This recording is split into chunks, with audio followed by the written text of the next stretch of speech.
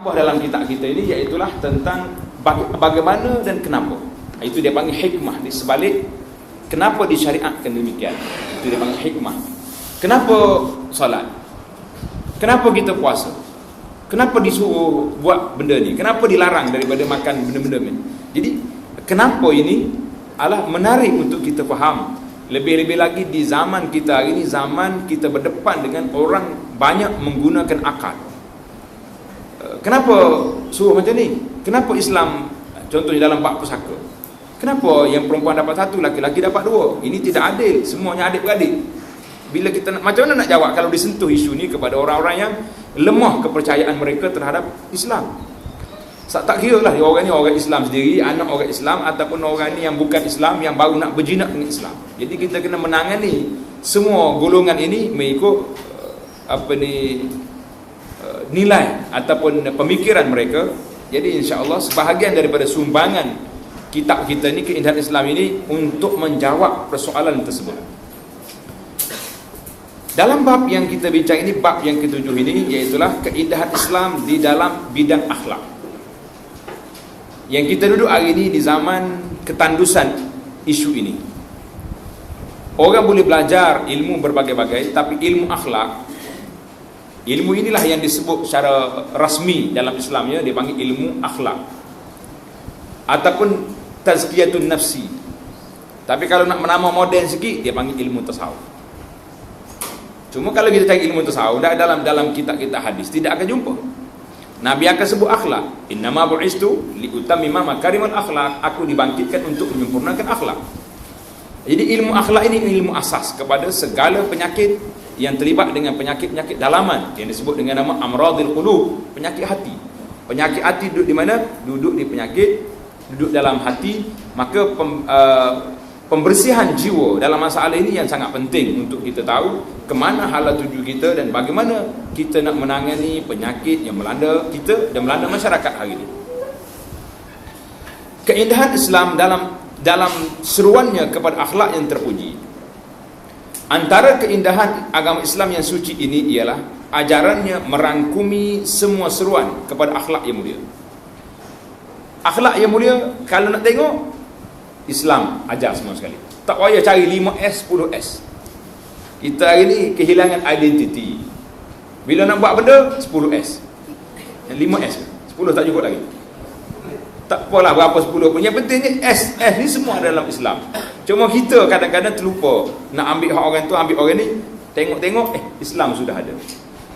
Saya terlibat dengan 5S. Bila dicanangkan oleh kerajaan supaya kita ni 5S. 5S ni seluruh satu Malaysia punya dah. Susun, sisih apa semua. Akhir sekali tak selesai ke masalah, dia kata cuba bawa ustaz ni ambil ayat Quran letak dekat 5S.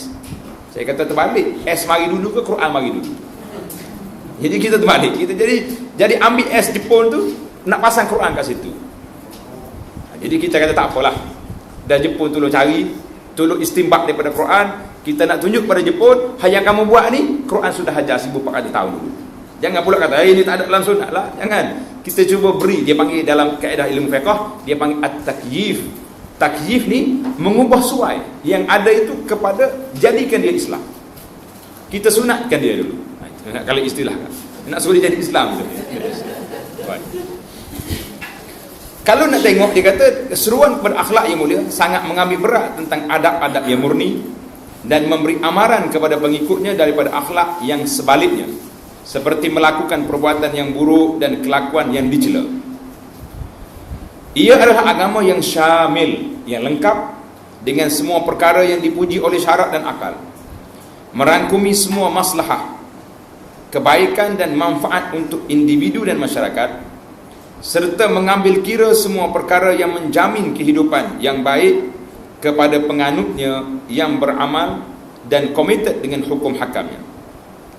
Firman Allah Ta'ala, a'udzubillahi minasyaitanirrajim, man 'amila salihan min dzakarin aw unsa wa huwa mu'min falanuhyiyannahu hayatan thayyibah wa lanajziyannahum ajrahum bi ahsani ma kanu ya'malun.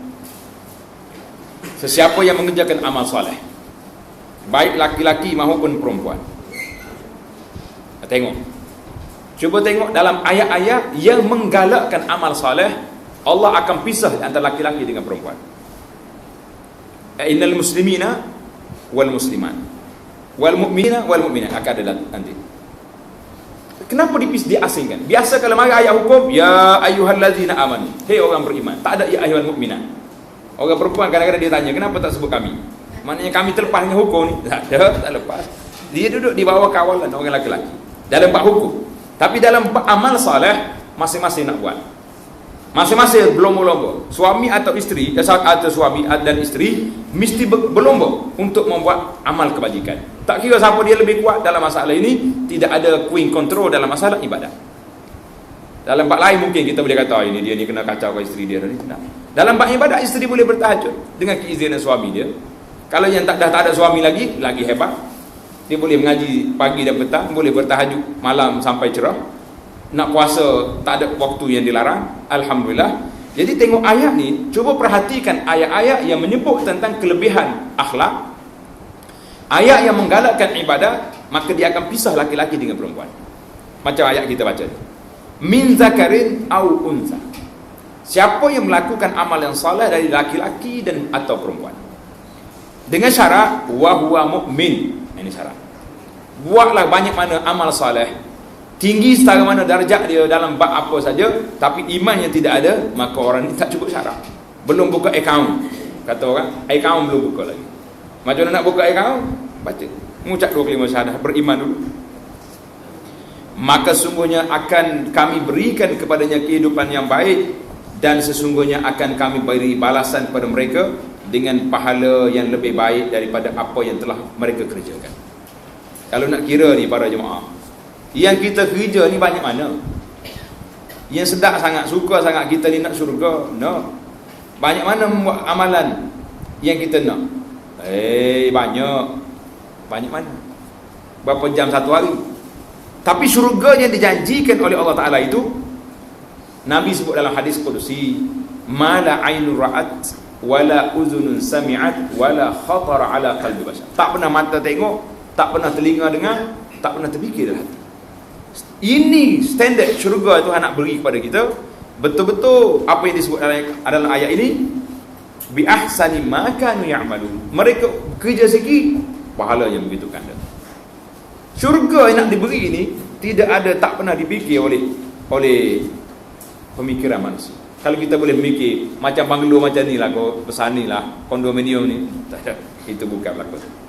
Kalau tentulah saya suka orang duk tanya, dia kata, betul kau ustaz, ni ada penceramah ni dalam TV ke dari radio ceramah, mana-mana orang perempuan yang beri isteri dia kahwin seorang lagi, dia boleh payung emas dalam syurga. Payung Siti Pasimah apa dia? Saya kata, apa benda payung dalam syurga? Orang nak payung apa panah pun tak ada. Yang di dalam syurga semua sekali, katil emas apa emas, bukan sekat payung. Dia duk main nak jual payung, tak ada lah. Nak beri tak nak bagi sudah tak. Macam tu. Baik. Kebaikan ini duduk. Ayat Al-Quran ini galakkan dua pihak.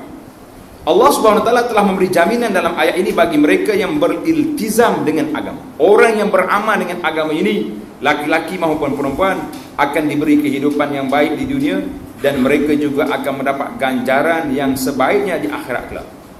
Kehidupan yang baik ini merangkumi semua jenis ketenangan dan kebaikan dalam semua sudut. Apa saja yang kita buat, jangan pandai lekeh. La tahqiranna minal ma'ruf. Nabi sebut dalam hadis, la tahqiranna minal ma'ruf. Mu jangan pandang lekeh kebaikan yang kamu buat. Semua benda yang kita buat ni sedekah, pahala. Kita duduk majlis jamuan, angkat air bagi orang, itu sudah dikira beri minum pada orang. Apalagi kalau kita yang sedia daripada awal lagi siap buat air, biam angkat lagi tinggi darjat. Sebahagian daripada sebab yang membawa kepada kehidupan yang baik adalah berakhlak dengan budi pekerti yang mulia. Sudah dimaklumi oleh para cerdik pandai bahawa apabila seorang itu sempurna akhlak dan budi pekertinya, maka kehidupannya akan bertambah tenang dan damai. Duduk di situ. Orang yang baik akhlak, tak buat dosa, tak buat perkara-perkara yang dilarang oleh syarak, dia tak takut dalam hidup dia. Apa yang kita nak takut? Hari ni yang kita takut ni kenapa? Kan pecah rahsia kan. KSPRM mari kan. Kan mari pula. Duk mari-mari ni Allahu Akbar. Hak ni pun tak lena tidur. Tapi kalau kita tak buat benda, akhlak kita mulia. Orang nak attack apa lagi? Kalau orang attack juga dalam keadaan kita akhlak mulia, tak ada lah. Itu bukan masalah kita, itu masalah dia punya pasal, dan kita yakin dan percaya Allah nak angkat darjah kita. Tak situ. Jangan duduk mulut. Ini setengah orang dia marah. Ada orang telefon saya marah. Dia kata, ustaz saya nak tanya satu. Kata tanya. Dia kata, kenapa Allah beri saya sakit? Allahu Akbar. Orang lain tak semayang, tak sakit. Saya yang selalu pergi masjid sakit. Kenapa? Subhanallah. Saya kata, saya nak buat apa? Allah nak angkat darjat, saudara. Allah nak angkat darjat, saudara. Dia tak beri kepada orang lain darjat ini. Kenapa kita nak marah? Kita letak di situ. Depan mata kita ni positif. Orang Islam, pemikiran yang positif, tak ada yang negatif. Panjang tadi kita bincang tentang tajuk dia, husnuzan, bersangka baik dengan orang Islam. Hari nak bersangka baik dengan orang Islam bukan satu benda yang mudah. Nak sangka baik macam mana?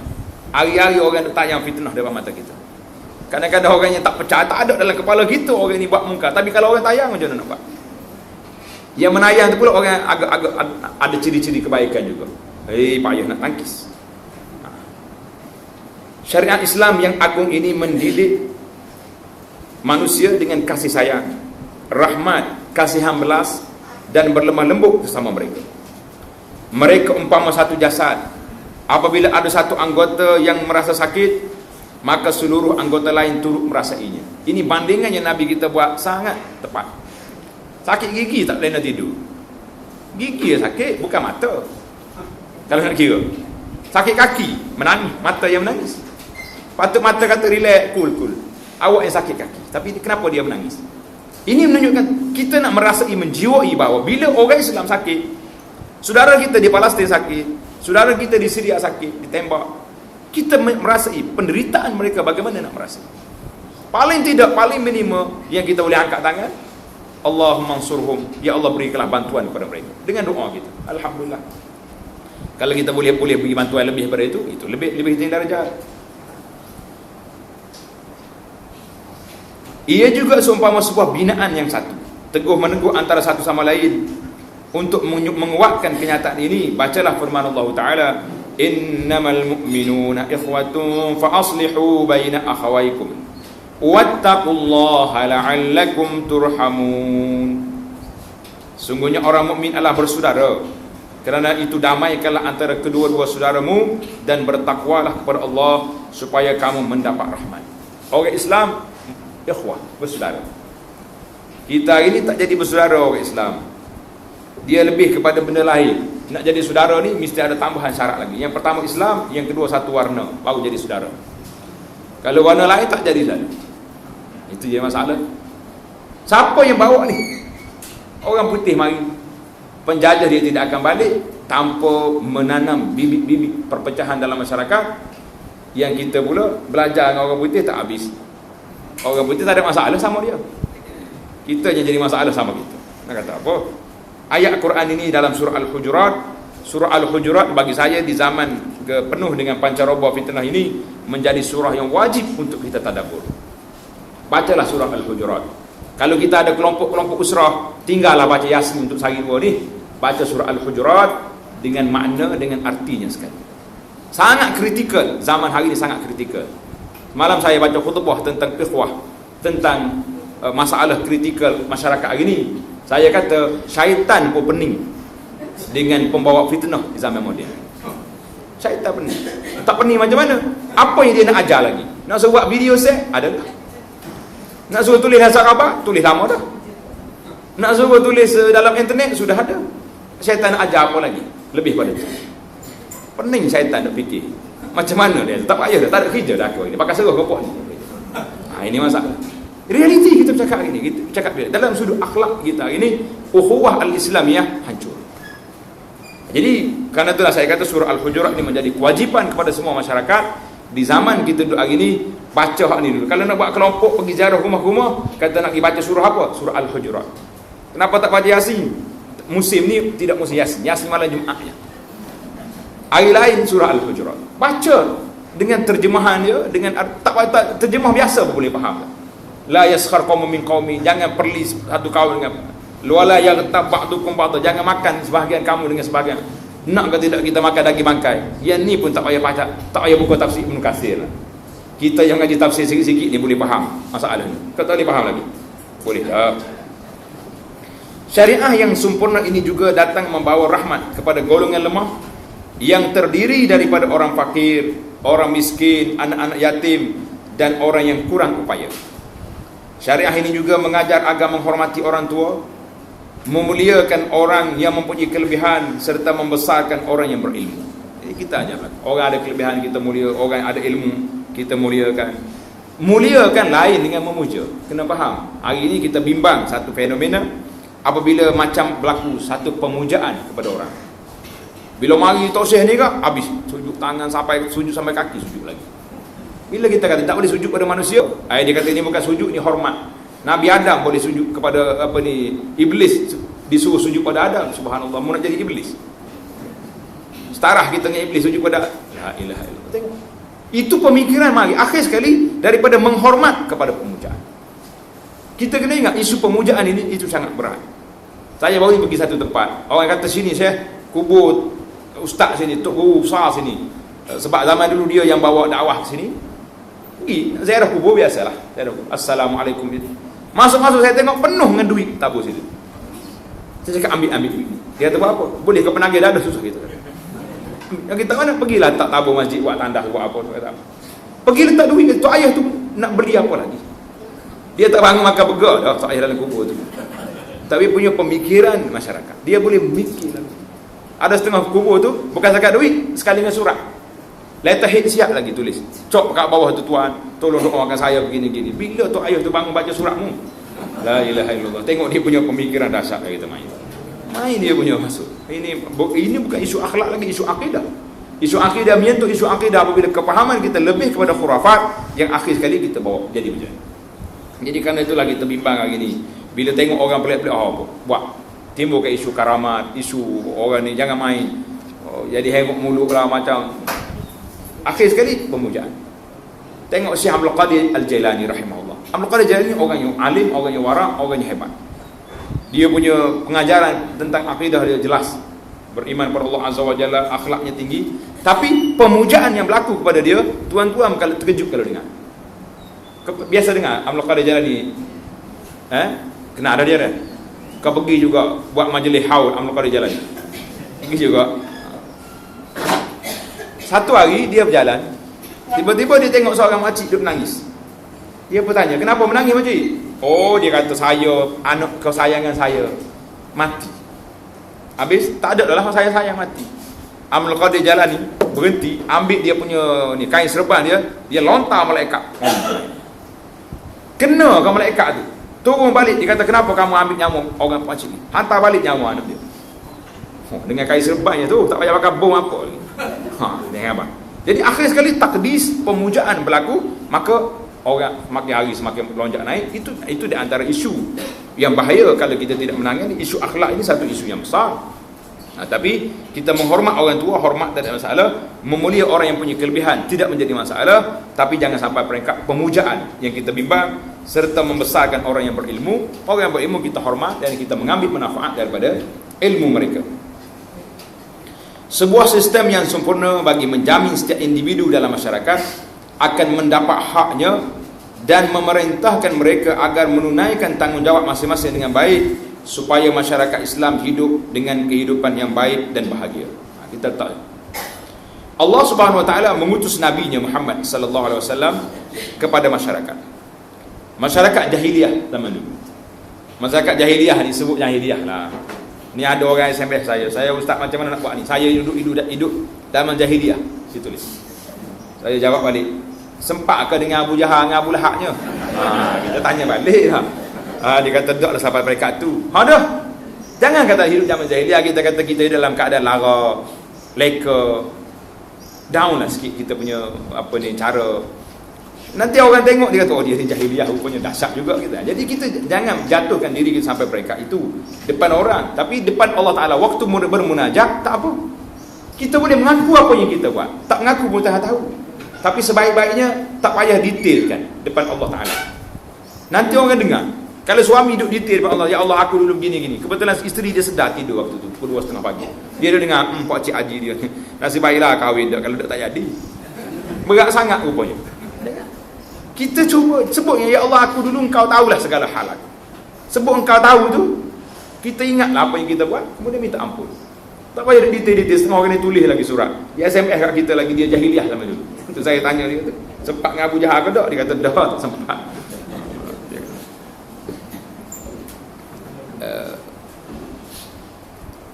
Zaman jahiliah, zaman masyarakat jahiliah, mereka adalah golongan yang membesarkan diri, takabur, zalim dan suka menceroboh hak orang lain.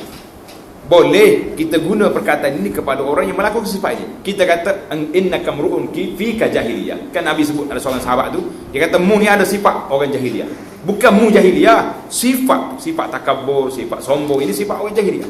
Sifat yang mazmumah, yang dicela pada syarak, maka kita jangan duk mengakui kita jahiliyah. Maka Rasulullah sallallahu alaihi wasallam mencegah mereka daripada melakukan perangai yang keji dan tidak baik. Sebaliknya menggantikannya dengan sifat yang baik dan akhlak mulia, menyempurnakan sifat-sifat baik yang ada pada mereka, seperti menjaga kehormatan diri, menolong sesama bangsa, setia dan menunaikan janji serta mengekalkan amalan tersebut. Jadi kita boleh bantu orang, kita boleh tolong siapa saja yang patut kita tolong.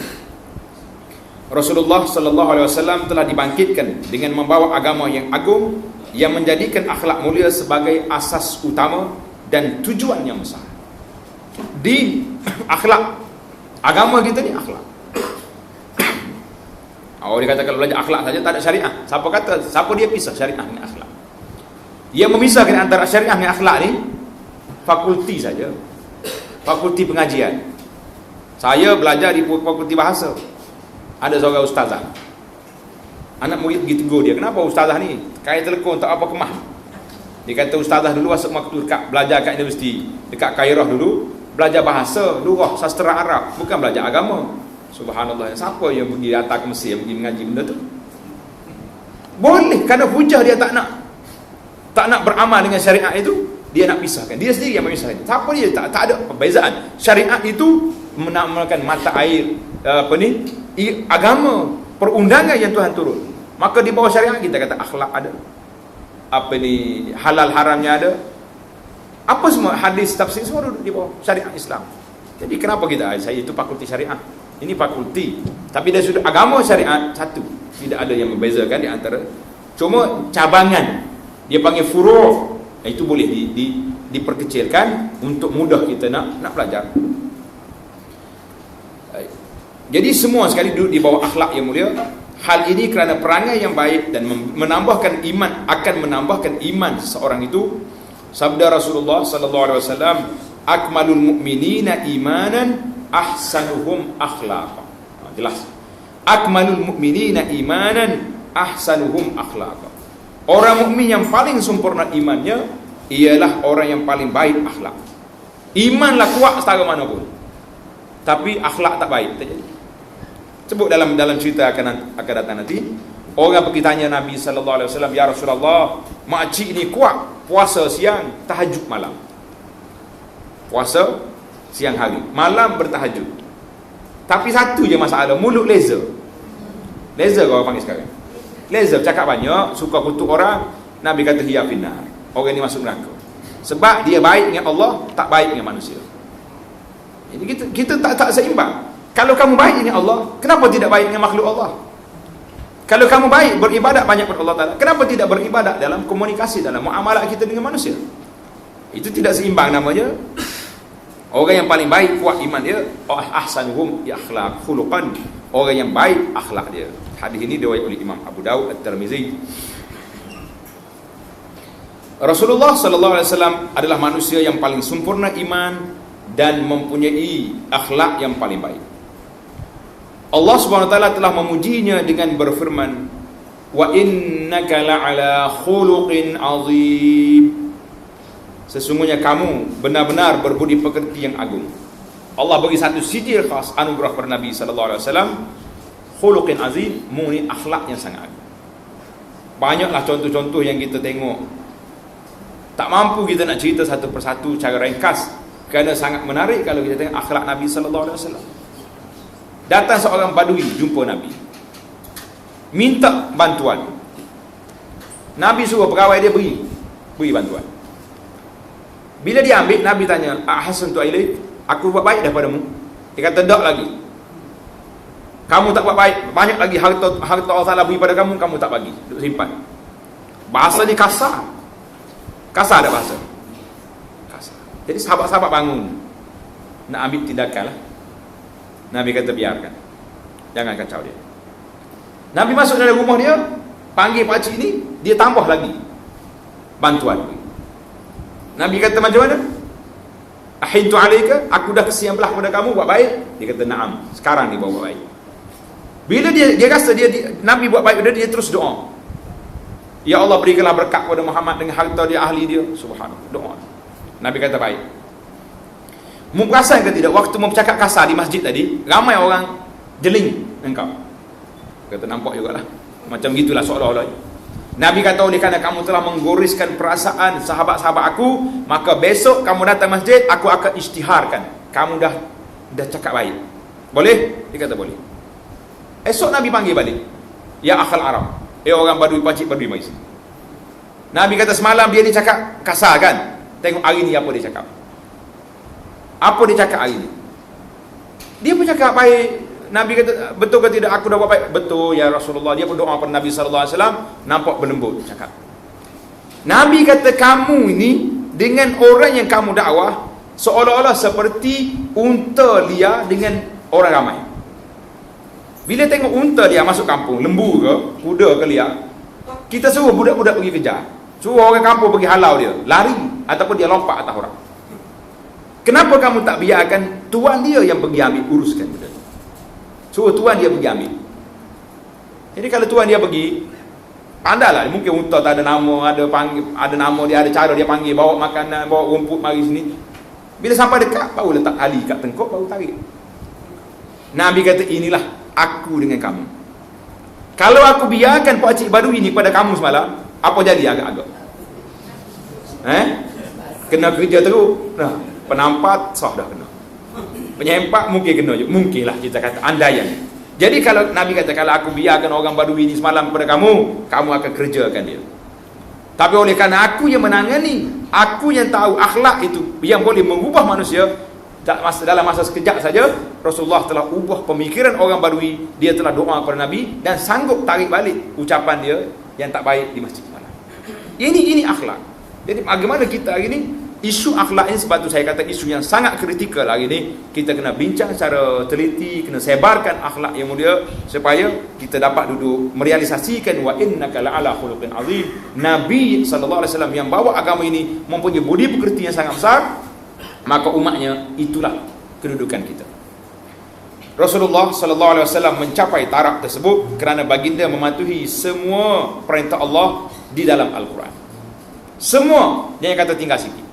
Kalau kita kata Nabi tinggal sikit lagi tu, orang ni boleh katakan sama ada dia pengikut Syiah atau pengikut ajaran sesat. Bagi Syiahnya tak cukup lagi Quran kita. Ada lagi surah-surah yang tertentu untuk dia guna pakai kepada pokok dia. Sifat, kelakuan dan kelebihan semua ada. Baginda SAW juga menjauhkan semua larangan, perangai yang buruk dan tingkah laku yang keji tidak akan berlaku.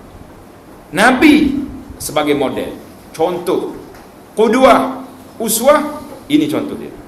Maka umat, kalaulah contoh tak baik, umatnya berat lagi. Dengar cerita dialog dua beranak. Ayah dia ni ustaz. Bila tanya anak dia, "Mu kalau besar nanti nak jadi apa?" Dia kata nak jadi macam ayah, tuan guru besar, ustaz. Ayah dia geling kepala. Dia kata, kalau mu nak jadi setara aku, mu boleh jadi sebahagian ataupun 1/4 daripada aku saja. Mu kena mikir tok guru pada tok guru aku, baru boleh naik setara dengan aku. Ini hemah. Sebab itulah kita, bila kita nak buat satu benda yang besar, kita kena baca sirah-sirah orang yang saleh zaman dulu. Baca cerita-cerita yang sahih daripada ulama, daripada para sahabat, ulama tabi'in, ulama-ulama yang salafus salih, bagaimana ibadat mereka, bagaimana akhlak mereka. Tujuannya apa? Tujuannya kita nak ambil contoh, tengok pada taraf. Jangan boleh kata itu zaman tu, zaman kita lain habis. Zaman tu orang juga, manusia juga, godaan juga. Ayat Quran turun zaman jahiliah dulu pun menyebut isu yang sama dengan isu zaman kita hari ni. Cuma dari sudut pelaksanaan berbeza. Dari sudut pelakonnya, dari sudut wataknya berbeza, tapi skrip sama. Sama atau sama? Coba baca cerita Fir'aun dengan Nabi Musa. Sama juga. Menentang, tak percaya kepada Allah Ta'ala, menentang segala kebaikan, bawa kepada kezaliman. Mari zaman Abu Jahal, cerita itu juga. Mari zaman Mongol Tatar, cerita itu juga. Mari zaman Amerika dengan geng-geng dia hari ni dengan Yahudi, sama juga. Pelakon yang berlainan, tapi dia punya watak, dia punya skrip sama. Orang baik macam tu juga. Zaman Nabi dulu ada para sahabat, ada para salihin, zaman tabi'in, zaman kita hari ini pun masih ada lagi orang-orang yang seperti ini. Apabila Imam Ibn Qayyim rahimahullah, dia cerita watak guru dia. Ada sebuah buku yang saya sedang usahakan, tajuknya Akhlaqul Kibar. Akhlak orang yang berjiwa besar. Ajaib Allah. Ajaib. Dalam buku ni sangat menarik. Kita baca, kita rasa memang patut dibaca. Akhlak orang-orang berjiwa besar. Imam Ahmad rahimahullah, ada seorang di zaman dia sangat mengeji dia. Cakap, keji selalu. Tiba-tiba anak murid dia ni pergi belajar dengan ustaz yang suka keji dia. Pergi belajar. Dia kata, mau mari mana? Mari rumah Tok Guru tu. Oh, bagus, dia kata Tok Guru tu. Bagus. Kejut anak murid. Bagus. Ya. Ilmu dia banyak. Kepahaman dia tinggi. Dia kata, macam mana Imam Ahmad? Dalam majlis mengajar kami, nama tuan mesti je ada. Mesti ada kritikan kepada Imam Ahmad, mesti ada. Sindiran mesti ada. Macam mana boleh baik? Dia kata, orang yang alim, orang yang baik, tapi Allah Ta'ala uji dia dengan aku. Allah uji dia dengan aku. Mana kalau tak sebut aku, mungkin dia tak boleh mengajar. Kita hari ni sama sebagai pendakwah-pendakwah. Kalau naik pentas tak sebut hentam nama orang ni, boleh jadi tak ada idea nak bercakap. Buntu idea. Sebab tu kalau orang SMS, ustaz, dia ni kata, ustaz, alhamdulillah, seberapa dia dapat idea untuk ceramah, menghabiskan masa 1 jam yang diberi peruntukan tu dengan menyebut nama saya. Alhamdulillah. Ini kita nak belajar dengan Imam Ahmad, tuan-tuan. Imam Ibn Qayyim cerita tadi, guru dia Ahmad bin Abdul Halim, mungkin lebih dikenal dengan nama Ibn Taymiyah rahmatullah ala jami'. Ada seorang di zaman dia macam mufti lah, keluar surat arahan beri kepada raja, tangkap orang ni sebab ajaran sesat, fatwa kafir, masuk penjara. Tok Guru ni Ahmad Abdul Halim masuk dalam penjara. Tiba-tiba satu hari keluar daripada penjara, orang bagi beritahu kepada dia, Ustaz, Syekh, alhamdulillah. Dia kata, alhamdulillah apa? Musuh ketat kamu yang keluar fatwa untuk menjatuhkan kamu mati. Mengikut-mengikut ni alhamdulillah lalu. Tengok ulama-ulama besar hari ni, kalau duduk dalam internet, kita letak je gambar orang ni dibunuh, adanya kata alhamdulillah 10 kali. Like, alhamdulillah lahir 10 kali. Orang lain kata innalillah, dia kata alhamdulillah orang mati. Sepatutnya Syekh Ahmad Abdul Halim ni sukalah musuh tak dia mati. Kata di murid dia, fanaharani, dia larang terus saya daripada bercakap sedemikian. Dia kata, mana rumah dia? Mana rumah dia? Pergi tunjuk rumah dia. Subhanallah. Pergi jumpa dengan anak dia, jumpa dengan keluarga dia. Dia kata, oleh kerana bapak kamu telah meninggal, tidak ada lagi orang yang akan beri bantuan kepada kamu, maka sayalah bapak kamu. Apa-apa bantuan yang kamu nak, yang tak cukup belanjaan, jumpa dengan saya, aku akan bantu. Subhanallah. Ini akhlak. Akhlakul kibar. Tak ada dendam, tidak ada perasaan kepada orang, boleh dia terima sendiri. Ini kita yang kita kena belajar. Kata setengah di Imam Az-Zahabi sebut, dia kata, kalau sebut nama-nama ulama-ulama besar daripada ulama tabi'in, macam Abdullah bin Mubarak, Fudail ibn Iyad dan lain-lain imam-imam ini, dia kata tata'attarul al-majalis, boleh mewangikan majlis dengan menyebut nama imam-imam yang besar. Jadi kita itu sebut nama yang kita tak payah sebutlah, buat menyusah. Sebut orang ni banyak musuh, ambil yang besar, tak ada siapa nak musuh dengan dia. Sebut Abdullah bin Mubarak, siapa nak musuh? Tak ada orang sebut. Sebut Fudail bin Iyad, siapa nak musuhnya? Tak ada. Sebut nama-nama para sahabat, tak ada orang musuh. Biar Syiah nak musuh tu biar ke dia lah, biar mati ke diri, buat dia tu selesai masalah kita dah. Kita duduk dalam suku Ahlus Sunnah kita ni, siapa nak bermusuh dengan orang-orang yang sedemikian? Allahu Akbar. Nabi SAW, Allah Ta'ala beri pada dia khuluq azim, agungnya akhlak Rasulullah. Mari pula para sahabat baca akhlak Sayyidina Abu Bakar As-Siddiq radhiyallahu anhu. Apa akhlak? Mari zaman saya nak para sahabat tabi'in, bacalah Qisasul Anbiya, sirah sahabat, macam Suwarun min Hayatis Sahabat, gambaran hidup para sahabat, ringkas. Berapa ada 60 orang sahabat ya. Tapi kita hidup 60 tahun ni tak habis lagi, tak kenal lagi 66 orang sahabat. Kalau baca satu sehari, setahun seorang pun lepas dah. Ini contoh. Macam mana kita nak bersifat dengan akhlak yang mulia kalau kita akhlakul kibar tidak menjadi perbincangan kita, tidak menjadi mak duduk dalam minda dalam kepala kita, insya-Allah. Oleh demikian, apabila Sayyidatina Aisyah radhiyallahu anha, orang yang paling hampir dengan Rasulullah sallallahu alaihi wasallam dan sangat mengenali baginda, ditanyai tentang akhlak Nabi. Orang tanya, "Ya Aisyah, apakah akhlak Rasulullah sallallahu alaihi wasallam?" Aisyah jawab sepatutnya, "Kana khuluquhul Quran." Akhlak dia Quran. Ambil Quran sebiji, itulah akhlak Nabi. Quran suruh buat, Quran larang tak ada, berhenti terus. Alhamdulillah. Hadis ini dalam Muslim. Artinya baginda sallallahu alaihi wasallam berpegang dengan semua adab Al-Quran, perintah-perintahnya dan larang-larangnya.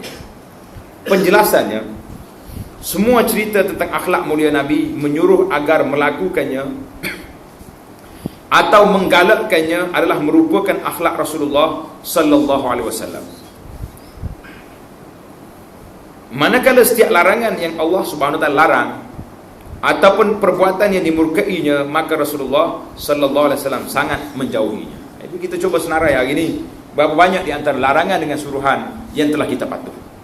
Tak situ ya. Tak payah kita duk senarai orang ni aku baik, orang ni tak baik. Kita orang yang kuat dakwah, tak kuat dakwah, ambil senarai. Dia panggil senarai patuh syariah dengan tak patuh dalam hidup kita hari ini.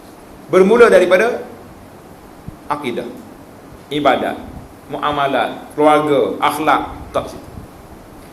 Antara ciri-ciri keistimewaan etika akhlak Islam adalah bersifat sederhana dan adil pada tempat.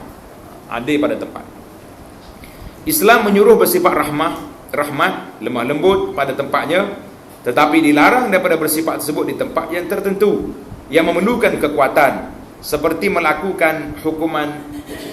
melaksanakan hukuman dan jihad fisabilillah. Bila nak laksanakan benda-benda yang kita boleh berlembut, kita kena lembut. Tapi ada tempat lembut, tempat yang kita kena tegas, berkeras. Mana boleh? Aku tak boleh laksana hukum Islam sebab saya kesian dengan dia. Macam mana potong tangan dia lah? Allah Taala sebut dalam Quran, wala ta'khuzkum bihima ra'fatun fi dinillah. Jangan bila kamu nak jatuh hukuman rejam kat orang ni, hukuman sebab kat orang ni, wala ta'khuzkum bihima ra'fatun. Jangan rasa kesian kepada orang. Sebab ini undang-undang Allah Azza wa Jalla. Dengan apa yang kita buat, dengan undang-undang yang kita letak atas mereka, mereka akan naik darjat yang tinggi. Tengok dalam peristiwa Ma'iz dengan perempuan yang direjam itu. Apa jadi? Bila direjam, terpencit darah dia, terkena pada sahabat marah. Nabi kata lah, jangan marah, jangan sumpah. Kalau mau ambil taubat dia ni dibagi kepada orang Madinah, lawasi'athum, memadai taubat. Subhanallahil azim. Hebat. Jadi orang ni bila kita letak di hadapan kita pelaksanaan syariat Islam itu dalam jiwa dia, dalam perundangan yang ada, maka sangat tinggi darjat masyarakat. Sebab apa?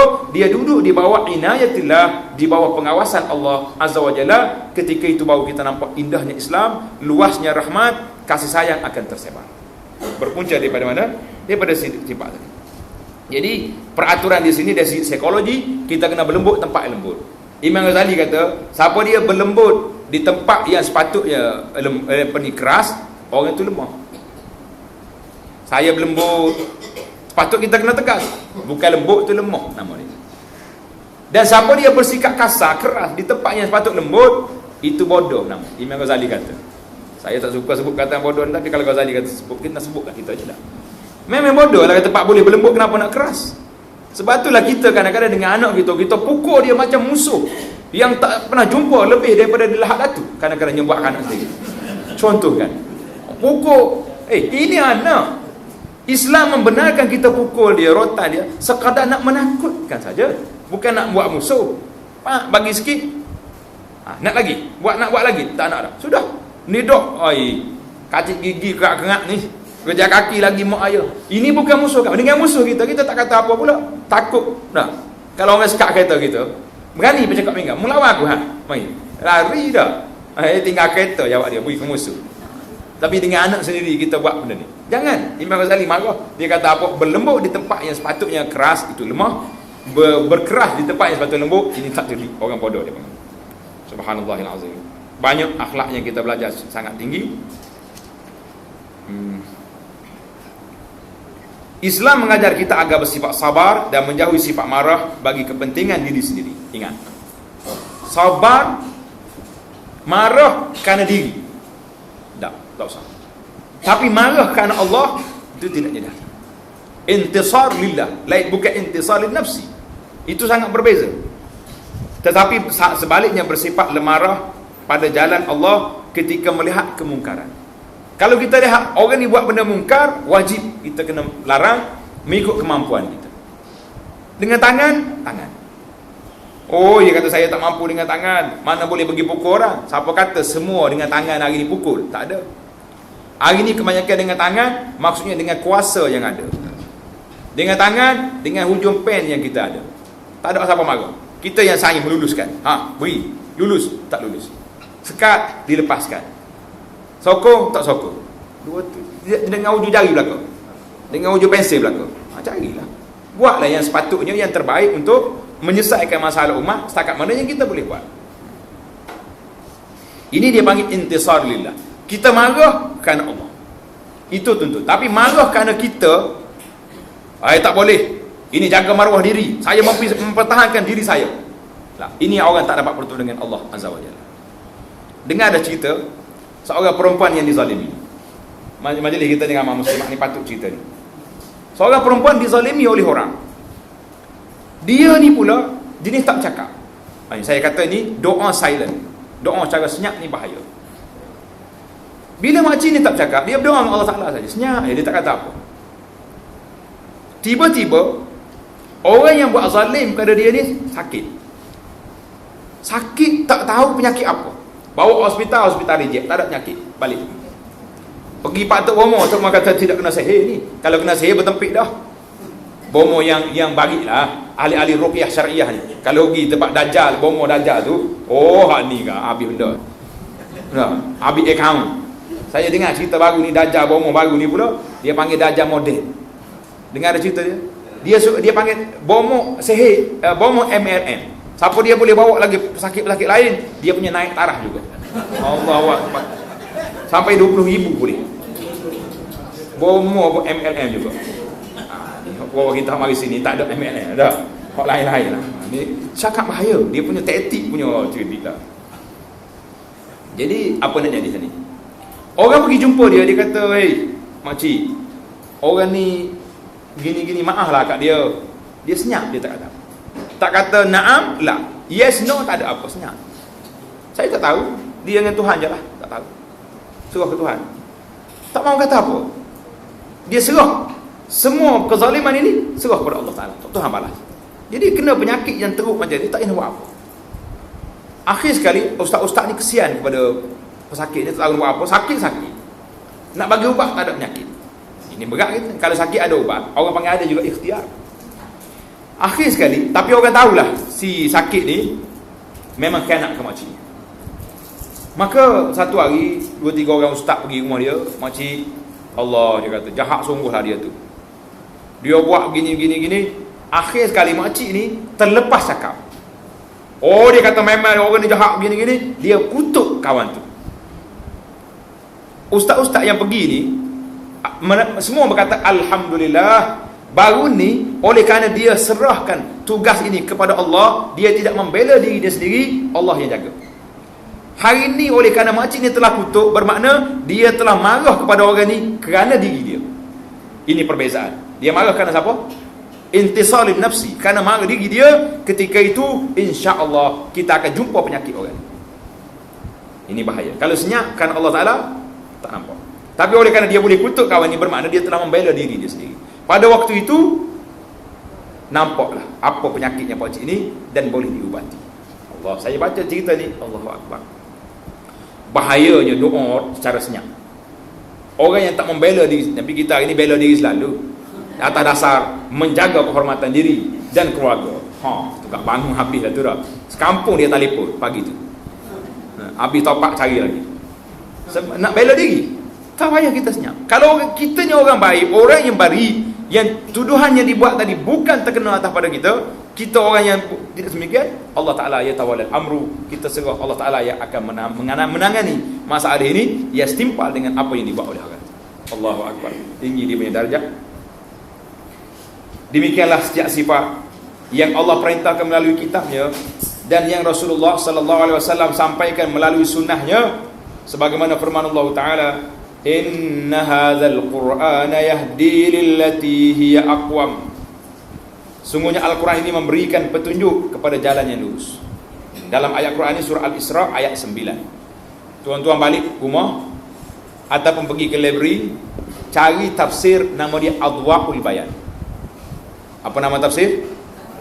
Adwa'ul Bayan, tafsir Quran dengan Quran, yang ditulis oleh guru pada guru kami, Syekh Muhammadul Amin Asy-Syangqiti, seorang ulama yang hebat di Masjid Nabawi Syarif.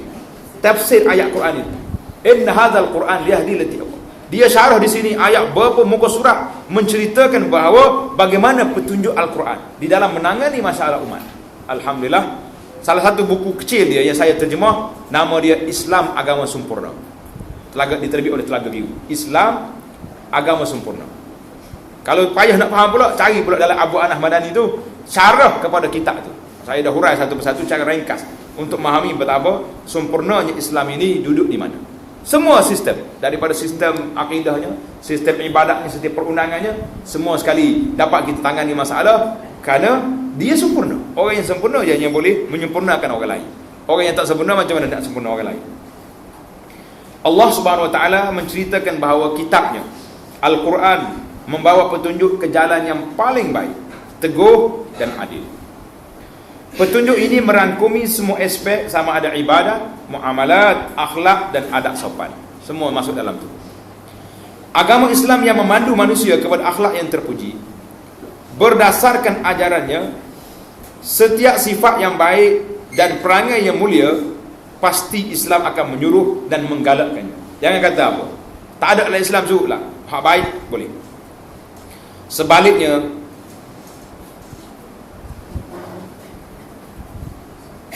tidak ada sebarang sifat buruk dan keji kecuali pasti Islam akan melarang umatnya daripada melakukannya. Bahkan akhlak mulia merupakan asas penting. Akhlak mulia merupakan asas penting bagi keimanan yang menjadikan seorang mukmin sempurna imannya dan lebih baik daripada orang lain. Sebagaimana hadis yang kita baca awal tadi, akmalul mu'minina imanan ahsanuhum khuluqa. Orang mukmin yang baik imannya, orang yang baik akhlaknya. Di bawah ini beberapa contoh sifat terpuji dan akhlak mulia yang digalakkan dan disuruh oleh syarak. Kita nak belajar ni. Sifat yang pertama iaitulah benar. As-sidqu, ataupun sifat bersifat dengan sifat yang benar. Banyak lagi sifat ini. Akhlak yang mulia ni, kalau kita boleh khatam yang ni menarik. Mudah-mudahan kita dapat melaksanakan sifat-sifat yang baik dalam kehidupan kita. Sifat benar. Antara keindahan agama ini adalah seluruhnya suruhannya agar bersifat dengan sifat yang benar. Islam sangat menggalakkannya serta memuji orang yang melakukannya dan menjanjikan kepada mereka balasan yang baik. Kalau kamu berlaku benar, kamu akan dapat balasan yang baik.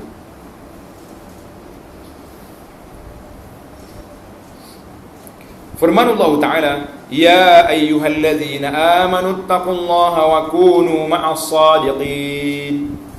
Wahai orang-orang yang beriman, bertakwalah kepada Allah dan hendaklah kamu bersama orang-orang yang benar. Sadiqin, orang yang benar. Jadi duduknya dia. At-Taubah 119.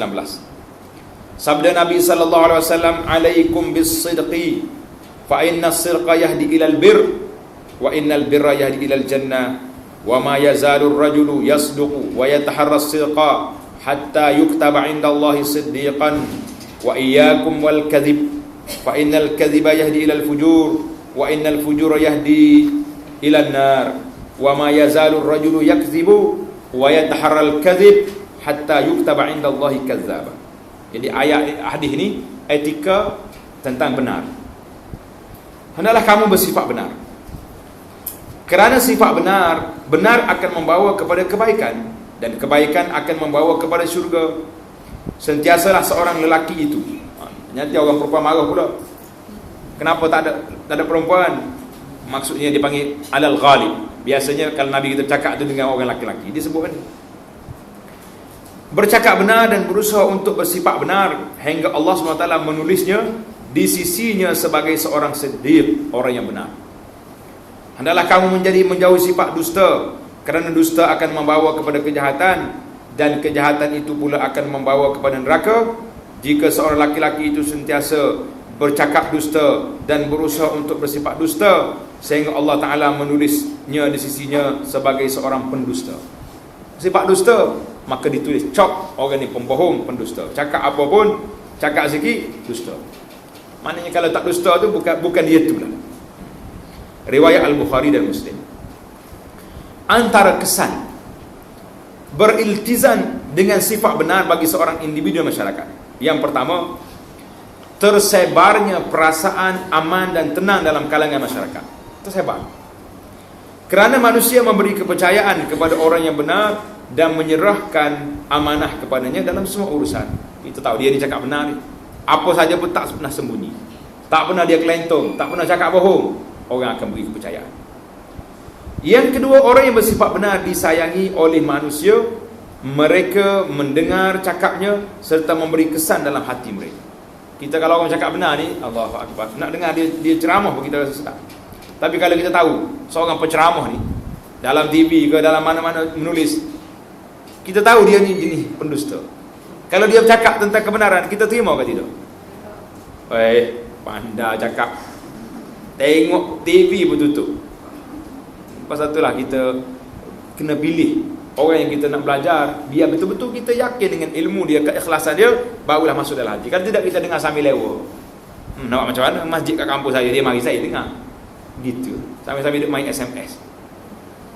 Tak ada khusyuk dah. Sebab orang ni tidak, kesan tak masuk dalam hati mereka. Yang ketiga, bersifat benar akan mewariskan kemuliaan dan keyakinan diri, mendapat tempat dan kedudukan dalam kalangan masyarakat. Duduk dalam masyarakat, dia akan bagi sini. Yang keempat, bersifat benar dalam pergaulan merupakan kunci untuk mendapat rezeki yang berkat dan subur. Bersifat dusta akan membawa yang sebaliknya, wal'iyazubillah. Jadi ini 4 keindahan. Naknya bersifat benar. Sifat yang kedua, galakkan dalam kerja kita ni bersifat rahmat, kesian belas pada orang. Antara ciri-ciri istimewanya Islam adalah agama rahmat, kesian belas, iaitu membawa rahmat pada mereka yang menganumatinya, kerana ia membawa kepada kebahagiaan dunia dan di akhirat. Rahmat untuk manusia seluruhnya, kerana Islam memerintahkan penganutnya agar bersifat rahmat terhadap golongan lemah, fakir miskin, orang kurang upaya serta kanak-kanak, bahkan terhadap hayawan. Kan masyhur dalam hadis yang sahih, yang perempuan tu pergi bantu anjing yang kena dahaga, Allah Ta'ala maafkan dia. Kalau dengan hayawan pun dapat kemaafan, apa lagi kita dengan sama-sama makhluk, sama-sama orang. Bahkan ia membawa rahmat pada semua makhluk, kerana Islam juga menegah daripada memaksa hayawan melakukan kerja lebih daripada kemampuannya, kerana ini akan menginaya binatang. Islam juga mengajar agar melakukan penyembelihan dengan cara yang paling baik. Allahu Akbar. Dalam bab Islam, Nabi kata, iza zabahtum fa ahsinu zibhah. Apabila kamu sembelih, baikkan sembelihan. Kita kata nak baik macam mana lagi? Sembelih tu mati. Baik pula. Cara sembelih tu baik. Cuba tengok orang putih ni, dia kata sembelih cara kita ni zalim. Lepas tu lah dia suruh masuk dalam air panas dulu, dalam air elektrik, dekat nak pensan baru sembelih. Zalim waktu kita sembelih. Yang dia tu pergi buat dengan elektrik, tak zalim. Ada setengah syarikat dia, orang tu tunjuk dalam YouTube tu, pukul gitu je. Subhanallahil azim, tak zalim. Orang Islam ni tak betul berlaku bagi orang putih, bagi dia. Kita ni kena pertahankan hak kita ni betul. Nabi kata ni buat baik pada hayawan. Kan cerita unta mari mengadu ke Nabi tu, kita selalu cerita dulu. Dekat Madinah, unta mengadu ke Nabi, mengamuk unta. Nabi pergi tengok. Dia kata, apa sebab ni ramai orang tunggu kat sini? Dia kata, Rasulullah jangan masuk, dalam kebun ni ada unta sedang mengamuk. Unta mengamuk. Nabi kata, biar aku masuk. Bila Nabi kita sallallahu alaihi wasallam masuk, unta datang tengok Nabi mari dekat. Baca dalam kitab Al-Bayyinat, satu kitab yang cantik. Dia ditulis oleh Zandani tu salah. Al-Bayyinat nama ni kitab. Bayyinat ni tanda-tanda kenabian Nabi. Bila hayawan ni masuk, dia mari letak kepala dia yang panjang, camel, unta ni. Dalam cerita saya sedih baca cerita. Unta pergi letak muka dia dekat dengan Nabi, menangis, mengalir air mata. Nabi kita kesak air mata. Bercakap dengan unta, dia kata apa? Unta mengadu, ya Rasulullah. Dia kata qillatul khulaf wa qillatul ulaf wa kasratul khulaf. Qillatul ulaf, kasratul khulaf. Banyak kerja, makan sikit. Tu mengadu. Kerja banyak, makan sikit. Macam mana nak tak demonstrasi? Unta pun mengamuk juga. Nah. Nabi panggil tuan dia, mu jangan buat kerja ni unta sampai berkat ini, sampai dia mengamuk, sampai dia mengadu. Sebab itu sudah lebih daripada had kapasiti. Unta ni baik, tak ada makhluk dalam dunia ni. Sebab itulah Tuhan sebut khas dalam cerita unta. Afala yanzuruna ilal ibili kaifa khuliqat. Mu tengok pada unta macam mana aku buat. Cuba tuan-tuan baca dalam surah yang kita duk baca selalu. Surah apa tu? Subhisma rabbikal a'la. Hal ataka haditsul ghasyiyah. Afala yanzuru ilal ibili kaifa khuliqat. Tengok khas pada unta. Apakah aku buat dia? 1,5 hayat ni, setengah baris hayat ini disyarah oleh para ulama begitu panjang tentang kelebihan unta. Subhanallahil azim. Kita bab unta pun tak selesai lagi. Nak cari yang besar-besar dah. Allahu akbar. Inilah masalah kita. Agama Islam ialah agama yang disyariat oleh Allah untuk membawa rahmat. Antara sifat Allah Ta'ala Ar-Rahman Ar-Rahim, sifat rahmat. Rasul yang diutusnya juga menyampaikan agama ini kepada kita juga bersifat dengan sifat kasih sayang dan rahmat. Sebagaimana firman Allah Ta'ala, laqad ja'akum rasulun min anfusikum azizun 'alaihi ma 'anittum harisun 'alaikum bil mu'minina raufur rahim. Sungguhnya telah datang kepada kamu seorang rasul daripada kaum kamu sendiri, manusia juga, Arab, Quraisy. Berat rasa olehnya penderitaan. Nabi kita tengok umat dia menderita, berat bagi dia. Sangat menginginkan keimanan dan keselamatan. Ini sifat Nabi. Haris, nak suruh orang beriman sebanyak mungkin. Kita hari ni duduk di zon selesa. Aku dah beriman dengan orang lain, biar dia lah. Tak boleh. Lepas itulah bila saya pergi satu masjid, satu surau, nak solat jemaah, tanya orang kampung ni berapa ramai ni penduduk kampung. Dia kata ramai lah. Boleh katakan dekat 1,000 keluarga, family, 1,000 keluarga. Manakala 1,000 orang turun, penuhlah masjid kan. Tiba-tiba kita boleh solat 4-5 orang yang dalam surau. Mana pergi lagi? Bersangka baiklah, orang ni pergi surau ni, pergi surau ni. Tapi takkanlah 1,000 orang ni dengan 4 orang. Bila timbul isu macam ni, tak ada ke dalam kepala kita bagaimana sifat rahmat aku sampai ke masjid, macam mana aku nak cari orang ni biar mari ke masjid juga. Ini kita kena buat. AJK masjid kena bersidang. Macam mana kita nak buat supaya orang itu datang? Boleh tak boleh kita isi borang khas? Isi borang, tahun ni kita target 50 orang ahli baru masjid. Macam mana nak buat? Kita, kalau yang perempuan, sama perempuan, yang lelaki pun lelaki, AJK masjid pergi ziarah dia khas. Saudara, kami telah putus dalam mesyuarat memilih saudara yang terbaik untuk tahun ni menjadi ahli masjid. Kami pilih saudara jadi ahli masjid. Ini borang siap, tuan tak gambar di sini, kami tolong isi dah siap, maklumat yang kami ada tulis lengkapkan. Yuran tak payah bayar. Ahli masjid macam mana agak? Psikologi, mari tak mari orang macam ni. Aku dah jadi member masjid ni, kena pergi ya. Mungkin tak dalam 50 tu saya ingat 30 lekat, 20 lagi sekali-sekala. Tak apa, ambil grup, kita buat grup kumpulan kita ni, boleh tanya khabar. 2-3 hari tak nampak ni, tak sihat ke? Ahli masjid ni 50 orang nak pergi ziarah ni. Jangan pergi ziarah. Dia kata tak bagi 2 hari orang nak ziarah, baik pergi. Rahmat, kita nak cari kasih sayang. Bagaimana nak perangkap mereka supaya mari ke masjid? Rekalah cerita bagaimana kaedah-kaedah yang boleh menyelamatkan sahabat-sahabat kita ni daripada bila sampai masjid. Banyaklah aktiviti boleh buat, dengar tazkirah, dengar nasihat, bercampur dengan orang yang soleh, orang yang baik-baik. Tengok orang-orang macam ni, musim-musim begini, jangan duk timbul isu warna-warni. Jangan, kita bincang bab halal haram, kita bincang bab kasih sayang, kita bincang bab anak-anak. Itu saja. Tapi kalau masuk warna, pop dia akan lari. Tak boleh girah waktu kacau. Jadi kita kena faham realiti suasana. Allahu Akbar. Harisun alaikum. Nabi kita bersifat haris.